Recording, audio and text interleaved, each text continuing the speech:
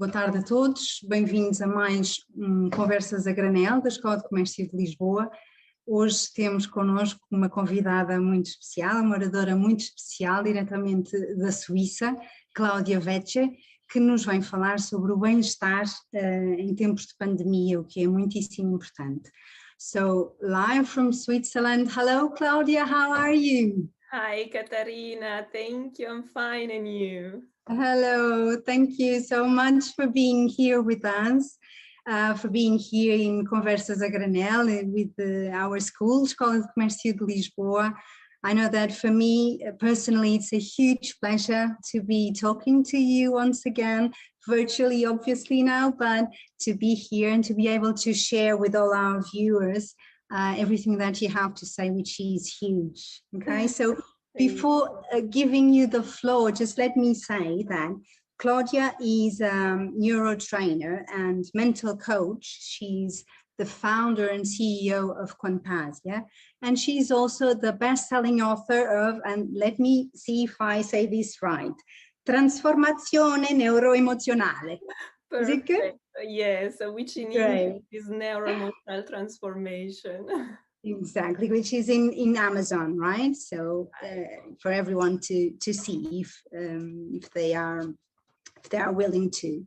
So Claudia is going to talk to us about well-being in times of coronavirus, COVID-19, and we all know how paramount this issue is for everybody as we're dealing with all these changes in our daily life.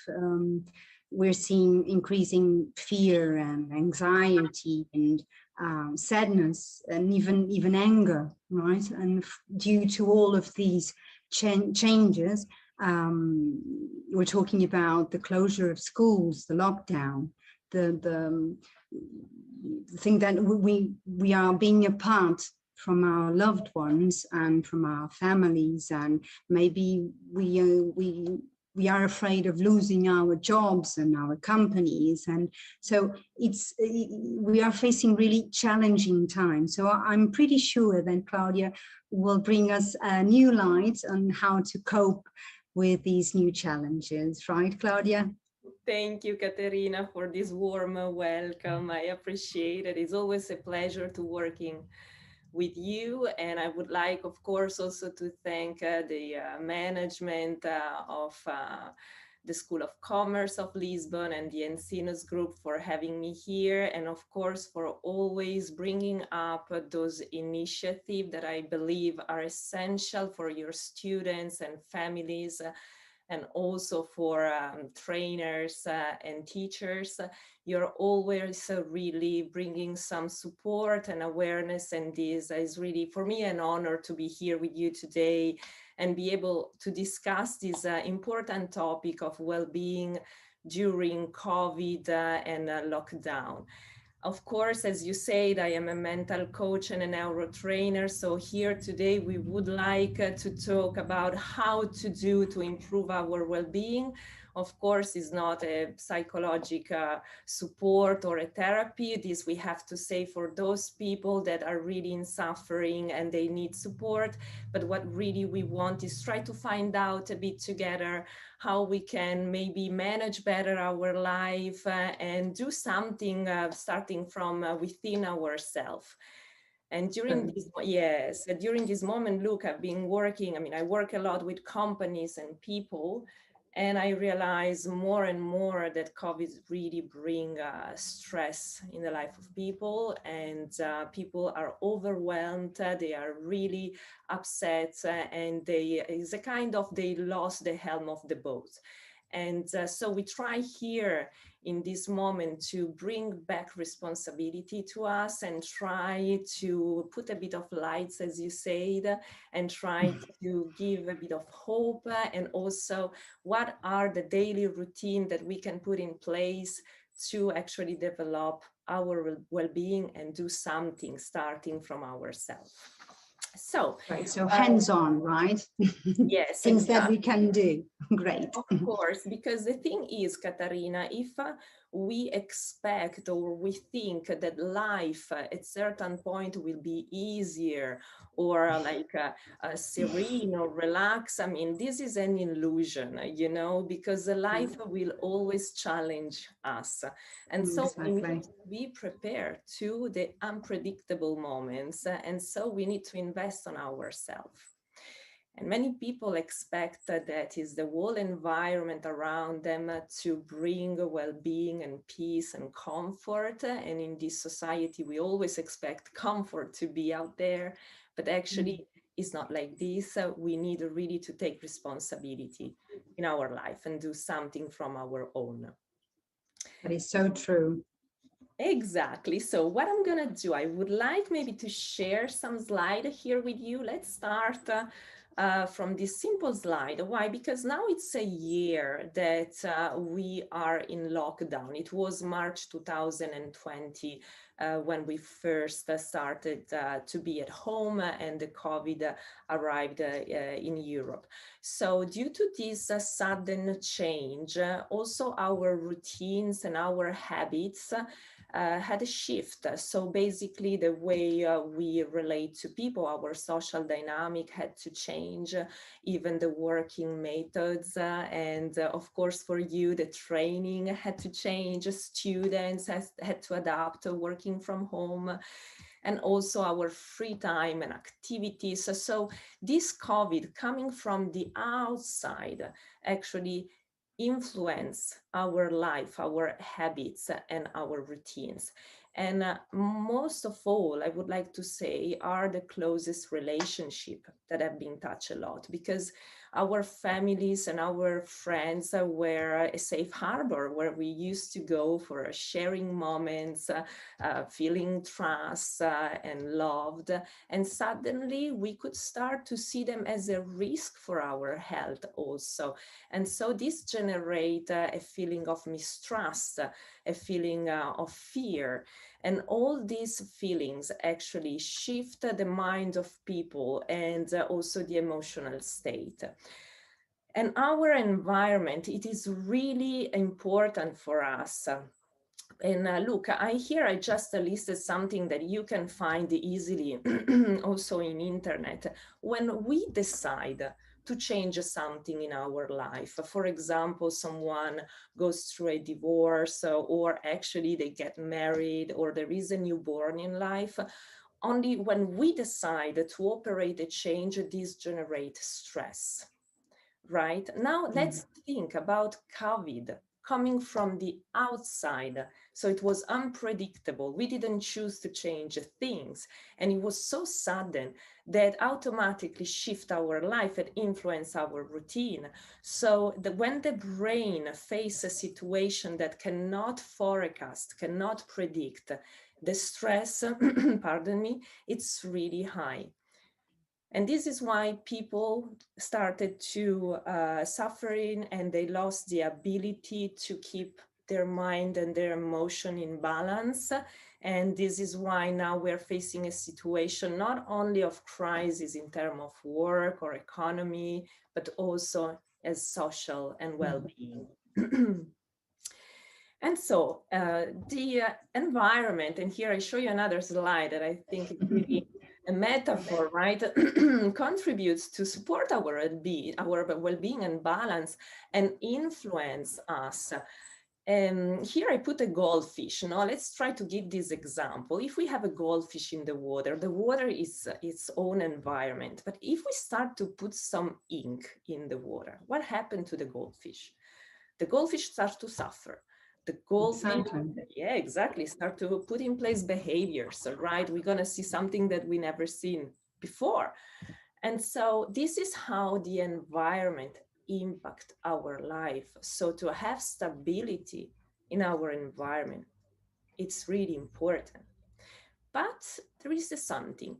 Human being has a different brain from animals. And so it gives us something that we can act and react, because our brain produce a mind that is different. So for example, we have the awareness of existing in an historical period, in a time.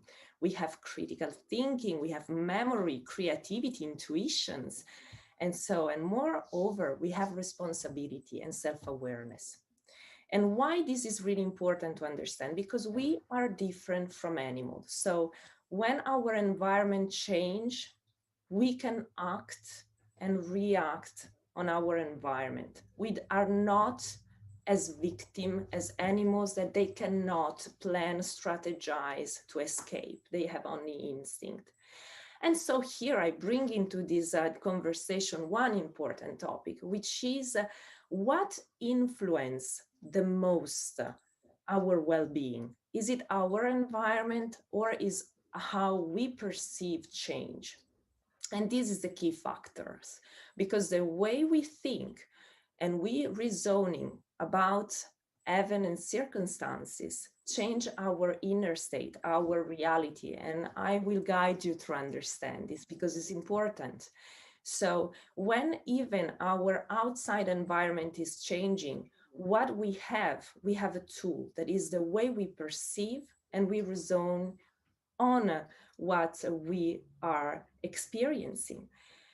And this is why during COVID, I'm sure many people within our people that are listening, they could see that there are people that they react not well, but let's say in balance. Even if the COVID came and the routines were upside down, they could keep like a positive mindset, an optimistic personality. They could face somehow the situation with a mind focus. They went on with their job without losing the track. And whereas we had people, and the majority, I would say, that start to suffer and start to lose their focus and start to develop a mindset that is more pessimistic, not see anymore how we're gonna do. And there is a say that I put on my slide that you could read. It is the quality of life depends on the quality of the life of the mind. And so this summarizes a bit the concept that I want to give. So of course the environment is changing. Of course we cannot change things. Yes, it was unpredictable and sudden. The thing is that we have a mind and we can create and perceive in a different way. We can act and react. And these converge through self-responsibility, Katarina. Self-responsibility means taking action to improve our well-being, to try to find strategies, to try to say, okay, I don't position myself as a victim.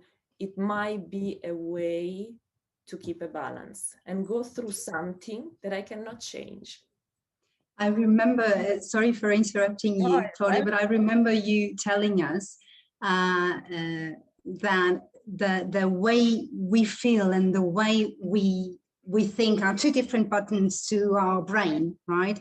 So, which means that our brain makes its own reality, right? It creates its own reality. And this is so huge when you think of it, because our brain doesn't know the difference between what is true and what is false. So if, you just say something to your brain and it plays along, right? And that's it. So it means that you can really create your reality. This is so powerful, isn't it? It is, and we can give an example, then people can try to do it at home to understand what we are talking about. Because when we hear this in the first place, is really weird. We say, no, come on, that's not true. Reality is out there. But actually, if we would ask our public, for example, to close their eyes and to think with their mind, to go in their kitchen, to open the fridge, to take few lemons out because it's time for a lemonade, and to cut all those lemons into pieces and to feel the smell, and then take half a lemon and to bring to their mouth and taste it with their eyes closed while they're imagining what happened. They're gonna feel, most of them, here the mouth getting prepared to digest the lemon. But then you open your eyes and the lemon is not there. How come? And this is the difference. When we imagine something, when we say something to ourselves, our brain receive as a enter on your computer is a command. So if I say to myself things that create like dark reality, like a scary vision, of course I will feel scared. So it's up to us to understand how we function. It's up to us to understand how to have inner strategies to deal with this spectacular, I would say, software and hardware that we have, and understand Wonderful. exactly, because we can change things.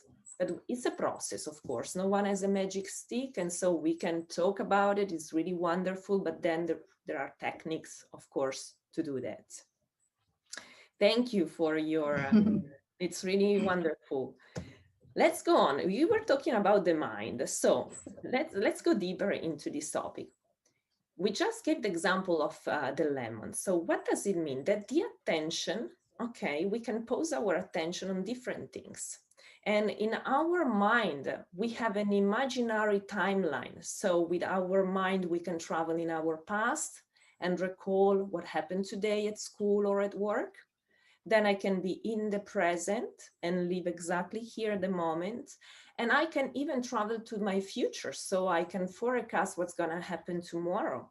I can tell myself, oh, maybe I'm going to lose my job. Or maybe I can say I'm going to do my best to keep my job. Are two different realities already, right?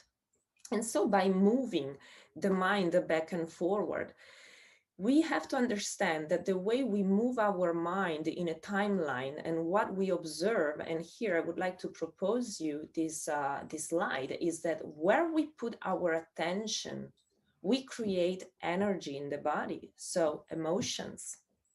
And here I put the timeline, so past, present, and future. So what can you see here? That if you put your attention, for example, in the past, I come home today and then I look back at my day and I put my attention on everything that did not function, that did not work, on my failure, on the thing that I didn't have today. Suddenly, my body will produce like sadness, resentment, guilt, helpless. And so I generate a type of energy. But if I come home and I try to observe my day and put my lens on the things that have been working, of course, on 10 things that didn't work, there are 10 others that work. It's up to me to decide where to put the attention. Okay? I will generate joy, confidence, proud, I will feel successful. Now, of course, we need to observe also what didn't get well, what didn't work. I'm not saying don't observe it. No, this is not correct. The difference is I observe, I acknowledge, and I toward my attention towards solutions. I use my mindset to bring solution. But if I observe and I stay in the problem and I start to say, and this could have done and be in a different way, I will go into the emotions. And when my brain is into a feelings, it creates its own reality. If I'm into sadness, I will live a sad moment, right? Exactly. Yeah. So in the present, this is sorry to again to interrupt, but this is a bit, it's a step up to what we usually say of the half empty or half full glass, right? So, but it's a step up. It's something that we do more, right? Because you have to train yourself to do that as well, right? To focus a little bit about, to focus on the things that you can control and to let go of the things that you cannot control, right? Like, it doesn't matter, you cannot control, don't focus on that. But you can obviously focus on the things that you control, like your positive thinking and being kind to one another, and even in COVID, right, to be responsible, to do so, to maintain your social distancing and to wear your mask, whatever, but to focus on the things that you actually can control and the positive things, right? Exactly, Katarina. And this makes the world different between an optimistic personality. An optimistic personality is the one that automatically, let's say, develop a mindset that observe the things that works and try to find opportunity, and it's driven by motivation and enthusiasm, and the pessimistic automatically put the attention on the thing that doesn't have, that doesn't work, that could be different, even if they cannot change. And as you say, that there are things that we cannot control, but one thing for sure we can learn to control is our mind. Mm-hmm. And as we live until the end of our life, I think it's a big investment, you know, to try to huge investment. it's not something we can escape. And I bring you back to the slide just to make you understand a bit, because I think it's interesting how we put our attention and how we generate emotions in the body, because maybe people don't know it. And by acting with a bit more awareness and try to observe their thoughts, maybe they can decide and say, okay, today I'm going to try, you know what, to feel in the present. When I'm in the present and I observe the things that I have, I start to feel grateful for what I have. I can feel satisfied and I can feel love. But if I'm in a situation, I imagine, suppose a student has to stay in Zoom to do a class. And while he's listening, he's saying to himself like, oh my God, it's so boring. I don't want to be here. He's going to produce a sense of discomfort or frustration. Now, is that healthy? Not at all. And we will understand why. Not at all. Negative emotions, I will explain later, impact on our immune system, on our vitality, energy, mind focus, lucidity. So the way we feel, I mean, is not there our feeling just because they're there. It's a complex mechanism that support our life. So we need to learn that when life brings us something, to appreciate, even if we would do something else in that moment, even if we would do something different, then we can always act to change, but welcome the experience, not refuse and reject. And in the future, for those that, for example, have a lot of anxiety, the brain is set to drive the attention on the thing they don't want. So for example, oh, I don't want that we stay at home another year. I don't want to miss holidays this summer, right? And I don't feel well. So maybe I can try to talk to myself in a different way because my brain is listening. And I can have two types of experience, even if I'm talking on the same subject. This is so powerful, Claudia. I think I forgot to say that if anyone can ask, would like to ask some questions to Claudia, you can write down the questions and I will ask them to Claudia. So, and regarding this issue, I think that probably we can have one or two questions because this is really huge, right? And it's a bit life-changing, I think. It was a bit for me. And it's a practice. It's a practice. In fact, just to give you an example, my company, the name Quantasia, and the claiming is neuro-emotional education. So it's an education on the way we think, on how to train the brain and how emotions work. And when we go to gym, it's like a fitness on our emotion, on our mind. Life really make a shift. In a life of people, things start to shift. It's going to be more light, more possibility, more opportunity, more faith, more confidence, you know, like more strength, looking at our success, feeling love, feeling sharing. Those are feelings and create our inner environment. But it's not the only action, because let's go back to COVID. So of course, during COVID came unpredictable. So it shake us completely. And to take control of our emotions and, and the mind is a bit more difficult, but then we start to adapt because now it's a new normality. So we know what's going on. So we can take again control of our mind and our emotions and try to work on this. But something that influence us, and here I propose you another slide, are our good routines and habit. Why? Because we said that the brain stress in changes, right? So even if the outside world change, we can master some good routines and good habits that keep our brain working random and have safe zone where to pause. I give you some example here. I just put some example. For example, create a regular feminine meeting. You know, during COVID, people at home, they see each other all the time, and what they do, one eat alone, the other one close in the room, they maybe don't talk.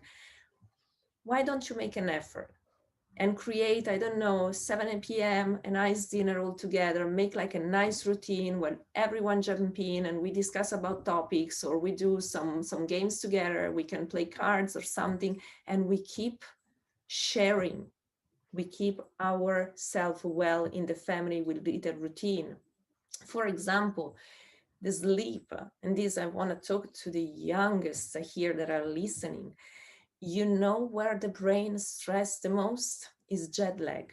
This is something he cannot face, because as it works by routines, he knows during at night, you know, our organs activate, detoxify. So we have a biorhythm. And the brain has to know, I go to bed every night at 10:30, great. He knows, and he will keep us healthy. He will keep us mind focused.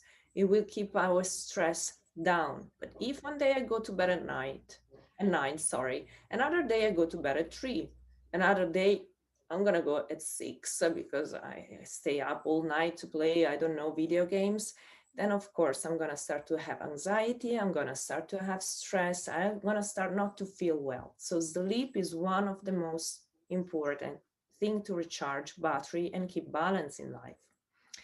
Then, for example, yes, I put again, train your emotion, because that helps the immune system. So we know immune system is working better with pleasure, endorphins, right? So if we feel love, sharing, gratitude, enthusiasm, our immune system work better. So during COVID, that everyone is in fear, this is really dangerous because our immune system inhibit a bit, and so I can get even easily sick. So there are tons of way to increase the emotional level. One of those, for example, is meditation, and I put this also. Meditate. People sometimes criticize meditation if they're far away, like they could criticize yoga, but those are discipline that helps our brain to function well and keep our mind focused and can help to control emotions. So on YouTube, you can find any kind of meditation. Just jump in, have some experience and try. And so I put here, you can have a look if you want, take care about your pets, you know, I don't know, playing an instrument, have good routines. Have good routines. Even if the outside world is changing, it doesn't mean that you have to put your life ups and down. Just stay in safe zone with your brain in order that you keep your balance.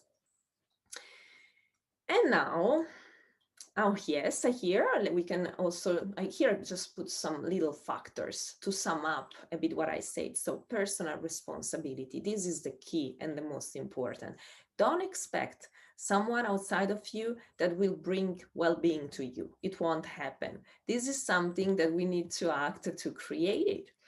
Optimistic mindset, okay? Invest, read books, motivational books, try to understand how you function, and also do some meditation, mind the focus, train your attention, stay well in your mind, and keep good routines. So this is a bit the sum up that if you try every day, I add 15 minutes here, I add 15 minutes there, and at the end of the day, I add 1.5 hours of new things that make me feel good.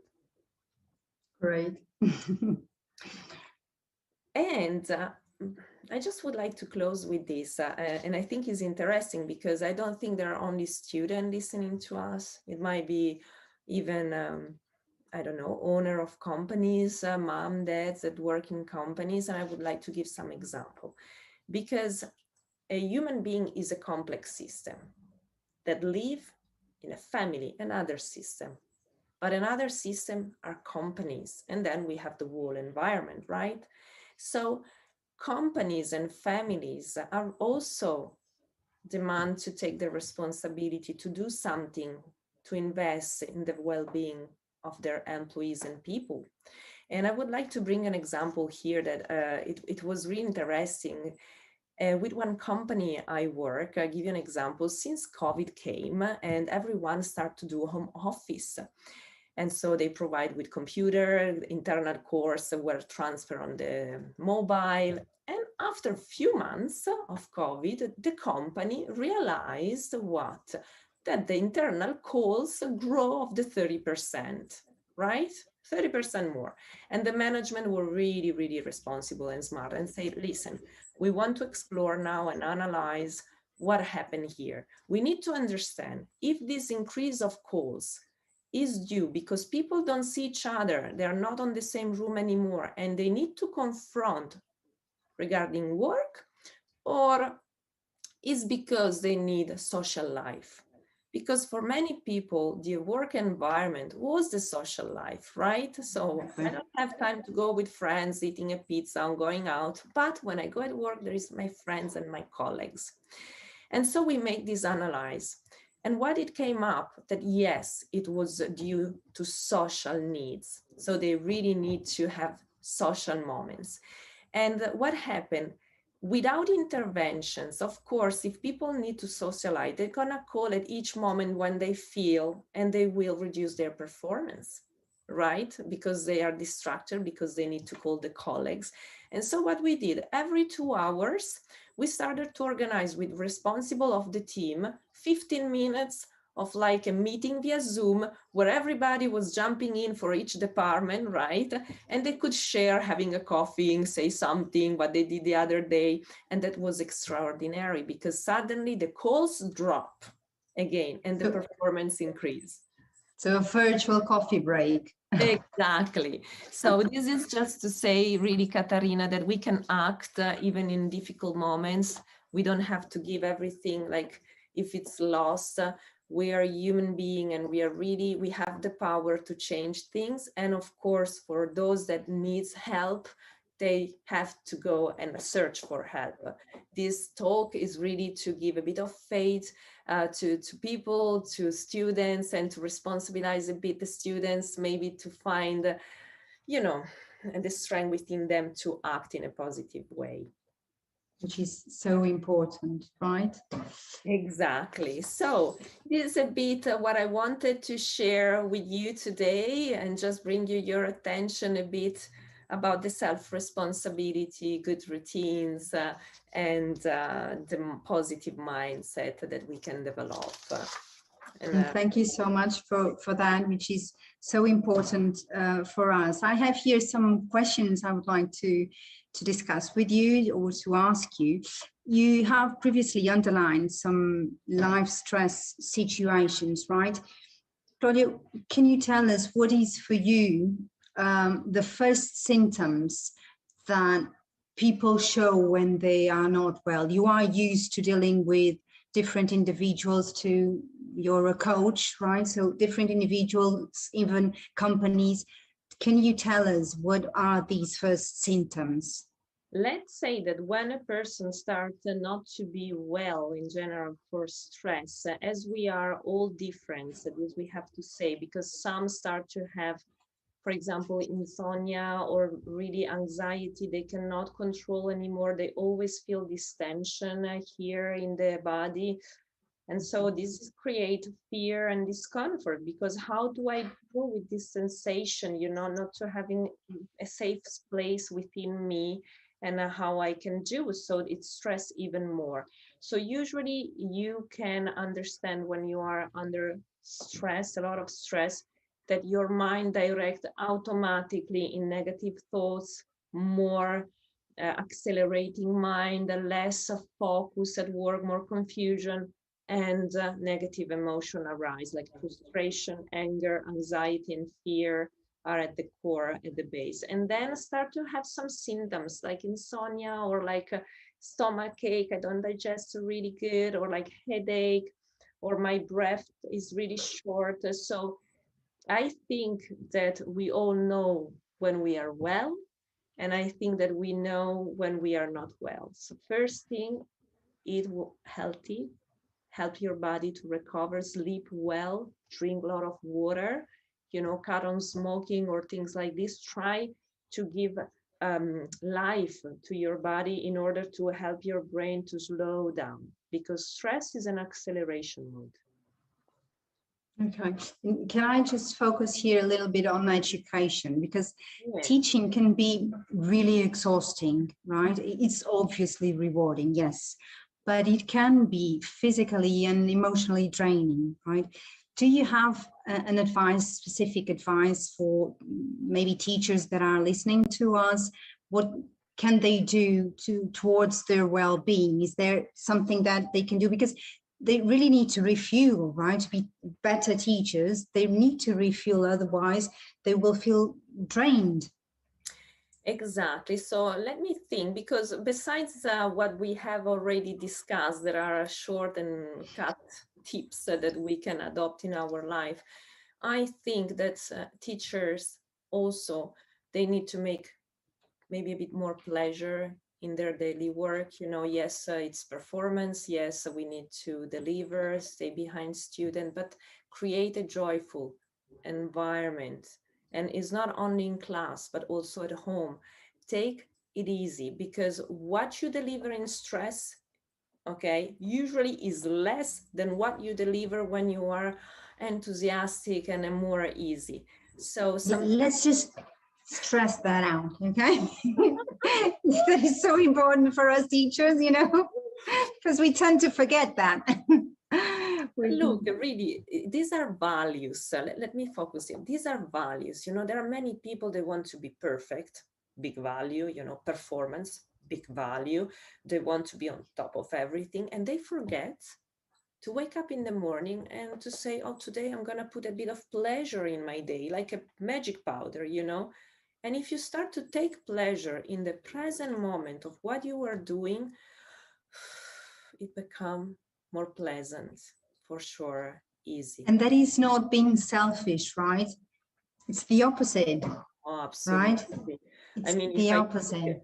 if I think on a happy teacher, and if I think, sorry to say, on a frustrated teacher, if I'm a Exactly. student, I really would love to have the happy teacher, Of course. Of course. Yeah. Right. Okay. So, Claudia, I've shared this with you before. You know that I'm a Catholic. So for me, it's really natural and easy to be thankful. Okay. I start my morning with saying grace and thanking God for everything good that is in my life.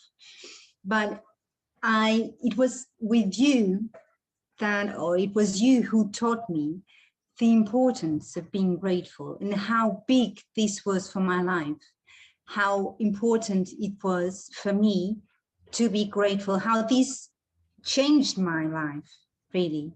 So can we go back to those slides that you were telling us a bit about how we focus on the past, the present, and the future, because you said something about feeling this gratitude, right? Can you let us know a little bit more about why it is so important and what people can do to achieve this, to try and be grateful? Sure. Maybe just make sure, because people probably are going to say, but what did they do together that she felt grateful for, right?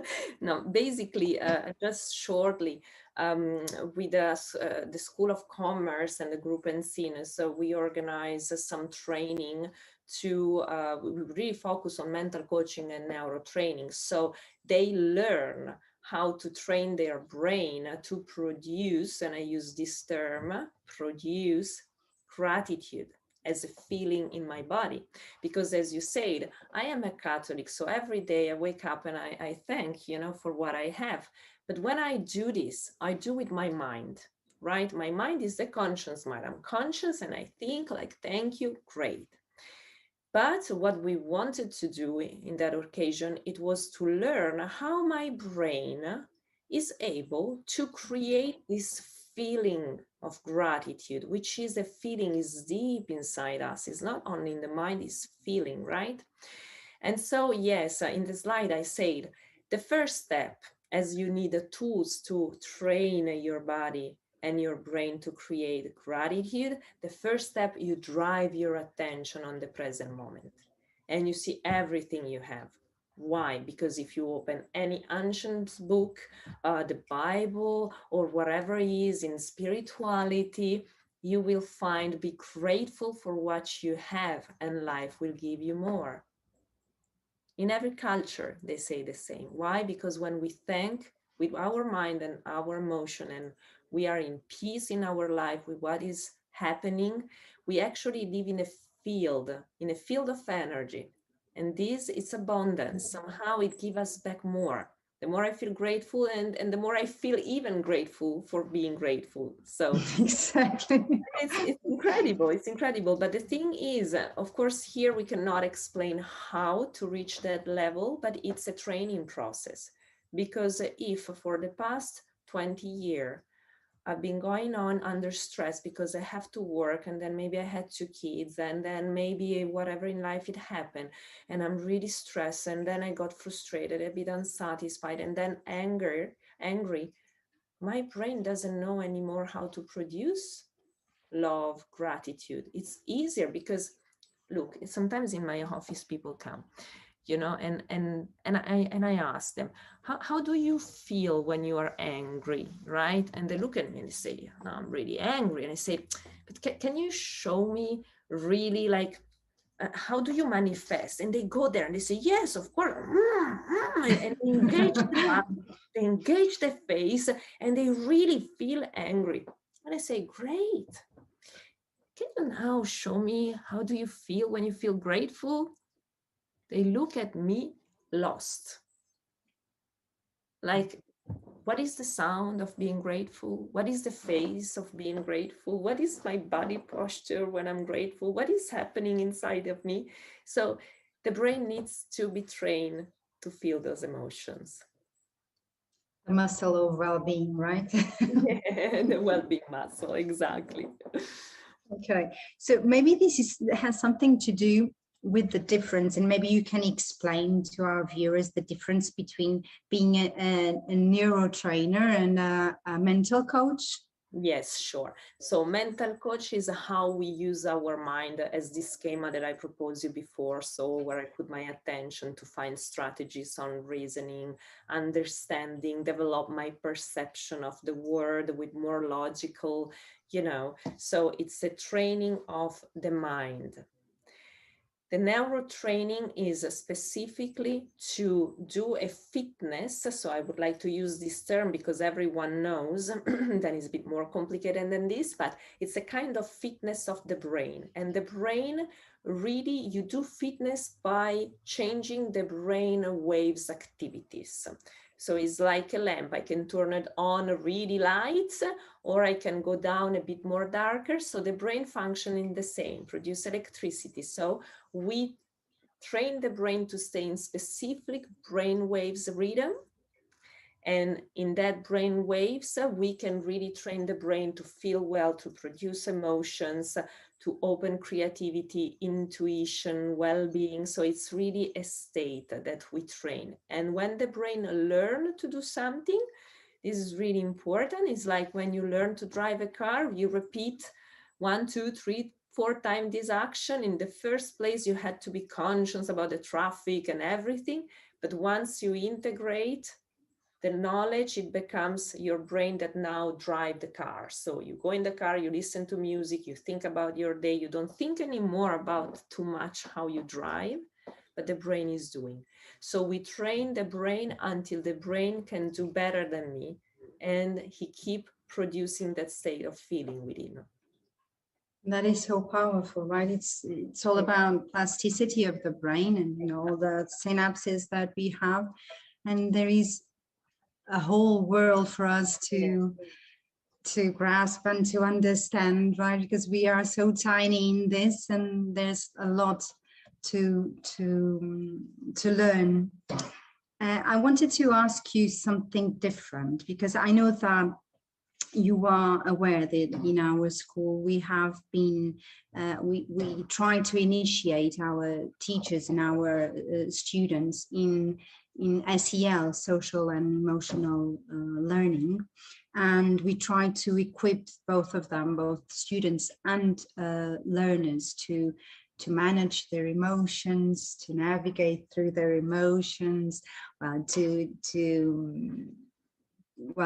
practice mindful engagement. But I'm not sure if I told you this, because we inspired ourselves in Silicon Valley, and we came up with this new figure, this new position, which we call, which is called the CHO. Have I told you about this? The Chief Happiness Officer. Yes, no, yes, I've heard that. Because I know that it's something that you would like. The Chief Happiness Officer is someone.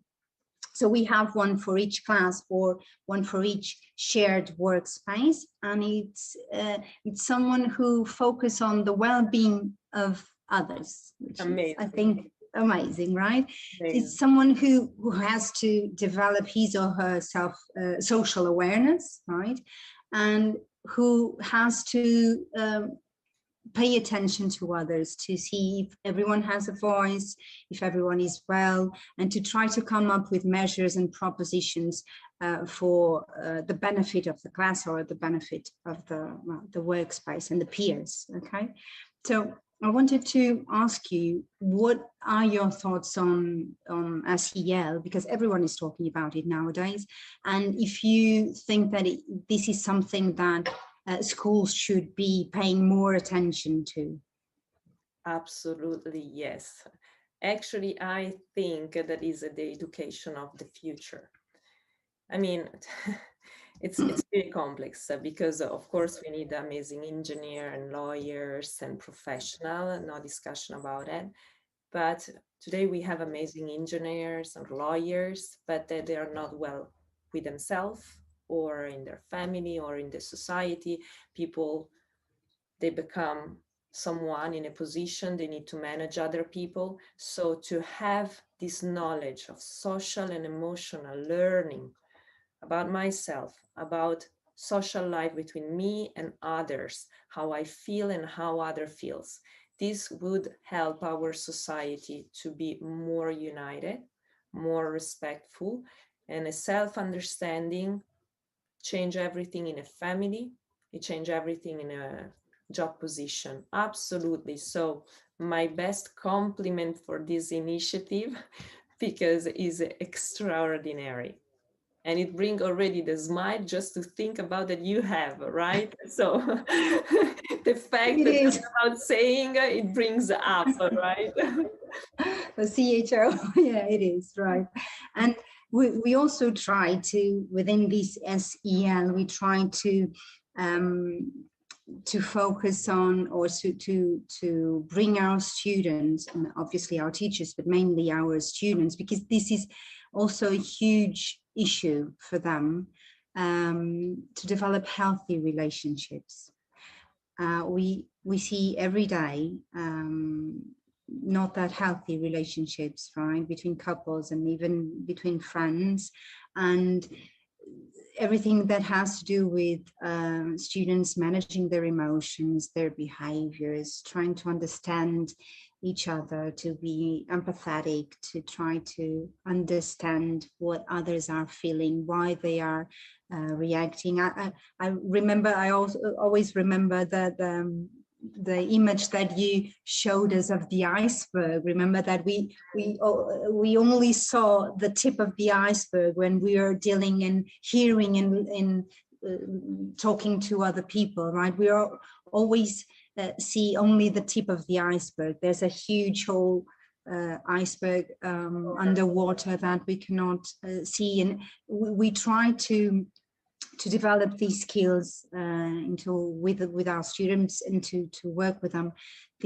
all of these skills for them to be able, obviously, to try to find better solutions, responsible solutions for their problems, and to try to resolve and manage their conflicts better. What can you tell us about this importance? Because I've noticed that you've shown us the the importance of the healthy, developing healthy relationships. Yeah. Can you tell us a little bit more about this? Absolutely, because I mean, relationships is a big thing. So we could stay and talk days about it because it creates our whole life. I mean, we can be alive and successful thanks to relationships. And we need to bring value in our relationship. And the first value that most of the people miss is care, to care about the other, care about the relationship, and be in caring where we are in when we are in relationship. Why? Because the relationship, it's healthy when there is care. Just give you an example. We, me, you, people are alive today because our mom and our dad, they care about us in the first years of life. Without caring, we won't be here, right? A plant can grow if we care about the plant. So it's always about the relationship of care that we have with the other things we interact or other people we interact with. The level of care we bring in our relationship create a healthy relationships and environment. So first is which value we bring in our relationship, and care is the first. So we really need to put here like with five. Absolutely, because it's something we need to remember, because we cannot expect people to be nice to us or people to valorize or recognize us if we don't show care and bring care into relationship. This is the first. And second message, because we can really talk a lot, but I would like just to give a couple of tips. The second thing is to learn to accept others. This is something, when you accept what the other person is saying or thinking, the problem disappears. Actually, we go into conflict because I don't accept what he say, and I don't want to hear that, and you shouldn't say this, and you shouldn't do that. Come on. We are different. We talk a lot about diversity, but as soon as someone talks, you would like him to talk different as you want. No, let's learn that every person has a past, that as every person have been living something that create its own value system, belief system, his level of education, his level of mind. So when he interact or she interact with us, is not just saying something, is bringing all of this past within one sentence. A whole baggage, right? Whole baggage, absolutely, is because life shape us.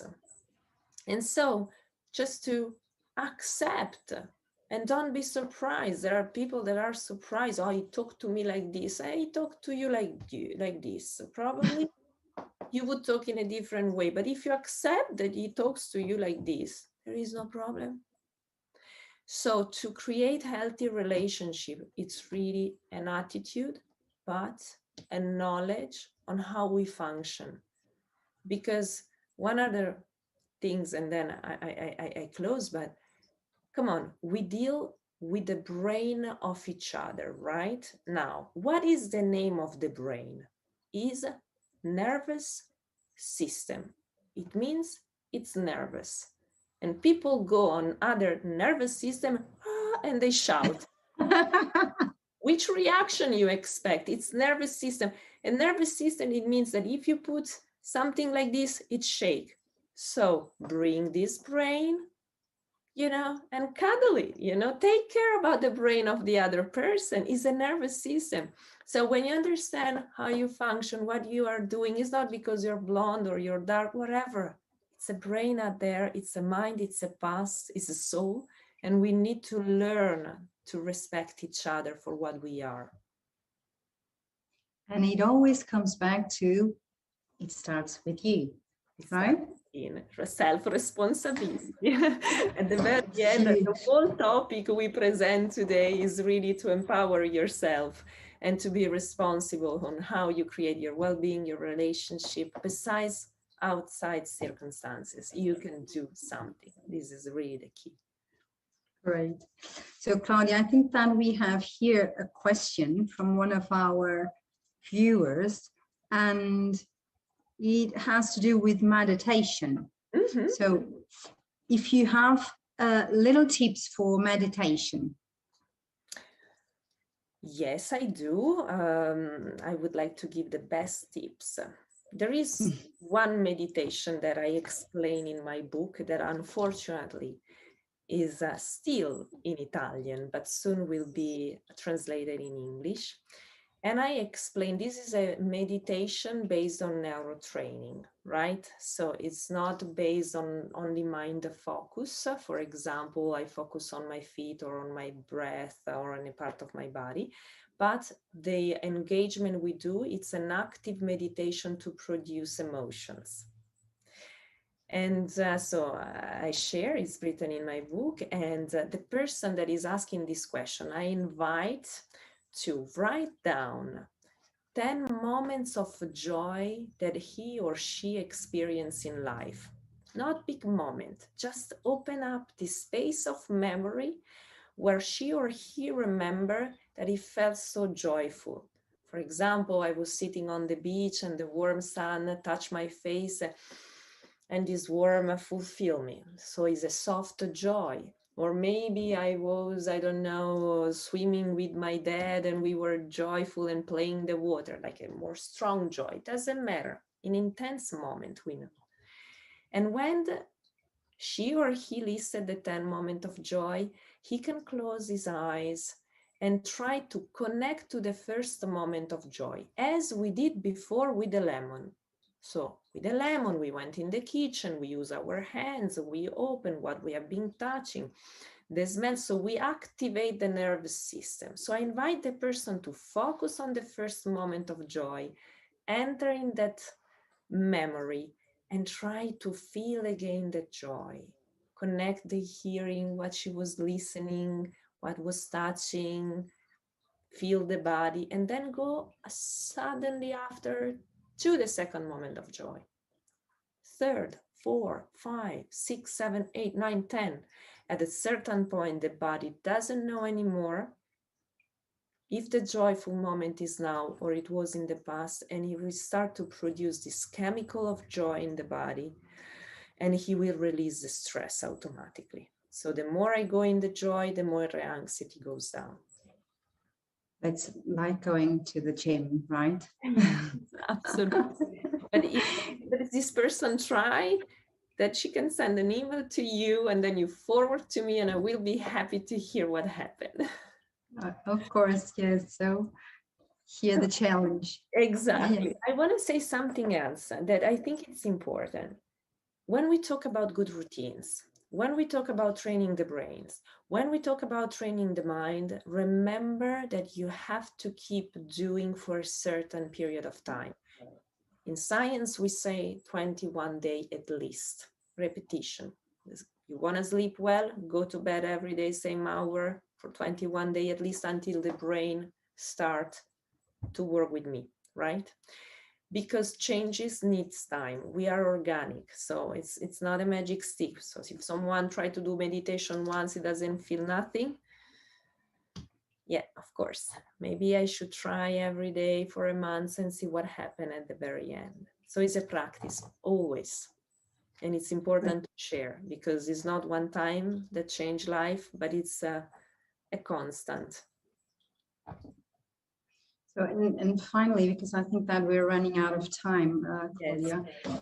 I have to ask you this, because I think that you know that I feel really privileged to be working with you for all these years, right? You've already stated that in Sinus Group, we have been working in all of the schools from and educational institutions from group in Sinus Group have been working with you for what, the past 3 years, I think. Yeah.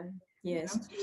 And I really feel privileged about that, and about being with you all of these times and to do all of these training. But what do you think are the benefits of your work, not only at a personal level, like myself, but as you, in regards of the companies, because you deal with lots of companies and you work with different companies, like just like you've worked with Encinos Group. So what are the benefits for you of your work in these companies?